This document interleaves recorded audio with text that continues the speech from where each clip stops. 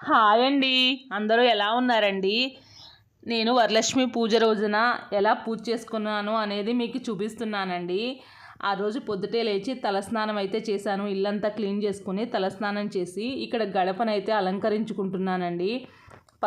గడపని శుభ్రంగా తుడిచేసుకుని అప్పుడు పసుపు రాసుకుని గంధం బొట్లు కుంకుమ బొట్లు పెట్టి వరిపిండితో అయితే ముగ్గు వేస్తానండి. ఆల్రెడీ పెయింటింగ్ ముగ్గు ఉంటుంది, అయినా సరే వరిపిండితో వేస్తే అందంగా ఉంటుంది కదండి గౌరీదేవి. అందుకని చెప్పి వరిపిండితో ముగ్గు పెడతాను. ఫెస్టివల్స్ టైంలో అయితే పెద్ద ముగ్గు వేస్తానండి. రెగ్యులర్గా అయితే చిన్నదే వేస్తాను. మాకు బాల్కనీ పెద్దగానే ఉంటుంది డోర్ ముందు.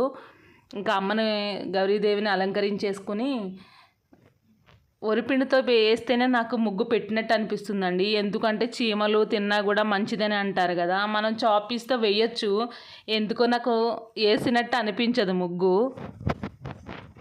అందుకని వరిపిండితో వేస్తాను. ఇక్కడ అమ్మని అలంకరించేసుకుని తులసమ్మను కూడా అలంకరించుకోవాలి. ఇక్కడ నేను ముగ్గులు వేసేసుకుంటున్నాను ఏదో వచ్చినట్టండి. అంతేమీ రావు, వచ్చినంతలో బాగా వేయడానికైతే ట్రై చేస్తాను.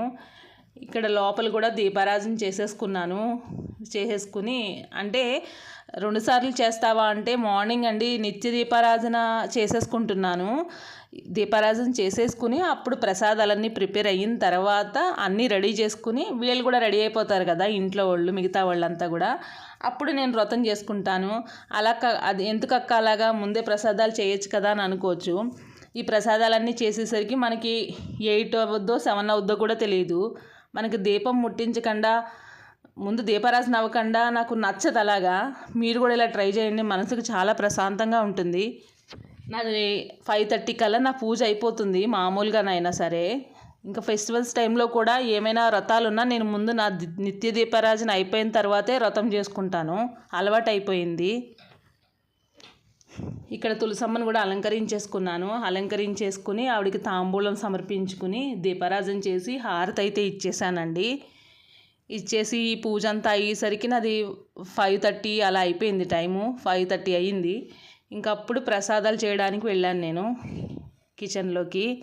ఇక్కడ అమ్మకి హారతి ఇచ్చేసి, మీరు ఎలా చేస్తారండి? మీరు ఇలా చేస్తారా?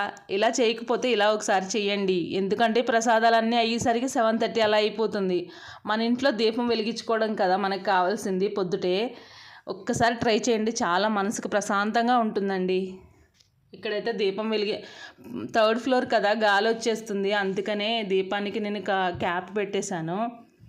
ఇంకా తులసి కోటకి పూజ చేసేసుకుని లోపల కూడా హారతి ఇచ్చేసి పసుపు రాసుకున్న అదే మన ఇంట్లో ఉన్న ఆడపిల్లకి పసుపు రాస్తాం కదా, నాతో పాటే లేస్తుంది పాప కూడా.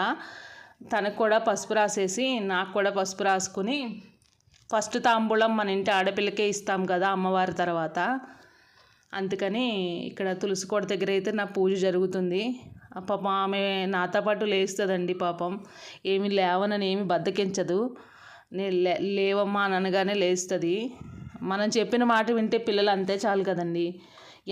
మా పిల్లలు అల్లరి చేస్తారు, నా మాట వింటారు. నేను వాళ్ళ అల్లరిని అంతా భరిస్తానండి. అందుకనే వాళ్ళు నేనేం చెప్పినా చేస్తారు. ఇంకా అమ్మకి హారతి ఇచ్చేసుకుంటున్నాను. అసలు వీడియో తీయాలని ఐడియా లేదండి. మా పాప అమ్మ వీడియో తీయనా అంటే, వీడియో తీస్తే మనకి పూజ చేయాలని అనిపించదు కదా, వీడియో మీద వెళ్తుందని చెప్పి నేను వీడియో తీయను.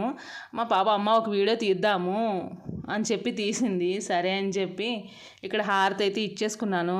అమ్మకి హారతి ఇచ్చేసుకుని నమస్కారం అయితే చేసుకుని ఇంకా మా పాపకి పసుపు రాసేసి నేను పసుపు రాసుకుని మిగతా వర్క్ అంతా కూడా చేసుకున్నాను.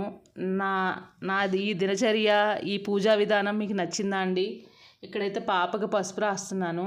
ఆమెకి పసుపు రాసేసి నేను కూడా పసుపు రాసుకుని ఇంకా కిచెన్లోకి వెళ్ళి ప్రసాదాలు స్టార్ట్ చేయాలి. ప్రసాదాలు అయితే ఏమీ షూట్ చేయలేదండి, చూపించేస్తున్నాను ఏమేం చేశానని. బూరెలు అయితే మిస్ అయినాయండి. బూరెలు తీసేటప్పుడు మా పాప వీడియో తీయలేదు. ఏముంటాయండి, పులిహార, పరవన్నం, కుడియాలు, సలివిడి వడపప్పు. ఎక్కువ చేయలేదండి సలివిడి వడపప్పు, అమ్మకి సరిపోయినంత చేశాను. బూర్లు వీడియో అయితే మా పాప తీయలేదండి వీడియో. బూర్లు 5 రకాలు అయితే పెట్టానండి. 5 రకాల పళ్ళు అయితే పెట్టాను. నాకు తోచిన దాంట్లో అయితే చేసుకున్నానండి. ఇక్కడ పులిహార అయితే నేను ఆవపిండి పులిహార చేస్తాను. మా అమ్మకైతే ఇలాగా పూజ చేసుకున్నానండి పొద్దుటే నా నిత్య దీపారాజన. ఇంకా ప్రసాదాలు అయిపోయిన తర్వాత రెడీ అయిపోయి మా పిల్లలు కూడా రెడీ అయిపోయారు. రెడీ అయిపోయి మా వ్రతం అయితే కంప్లీట్ అయిపోయిందండి. మా అమ్మ ఎలా ఉందో చూడండి. నాకు వచ్చినంతలో అయితే చేసుకున్నానండి. ఇంకా అమ్మకు కూడా నమస్కారం చేసుకుని మా వారి ఆశీర్వాదాలు కూడా తీసుకుని నా పూజ అయితే ముగించుకున్నాను. నా వీడియోస్ కనుక మీకు నచ్చినట్టయితే ప్లీజ్ సబ్స్క్రైబ్ చేసుకుని లైక్ చేసి షేర్ చేసి ప్లీజ్ సపోర్ట్ చేయండి. థ్యాంక్ యూ సో మచ్ అండి నా వీడియోస్ చూస్తున్నందుకు. మా అమ్మ ఎలా ఉన్నారండి, బాగున్నారా? నాకు వచ్చినట్టయితే అలంకరించుకున్నానండి అమ్మని. బాయ్ అండి అందరికీ.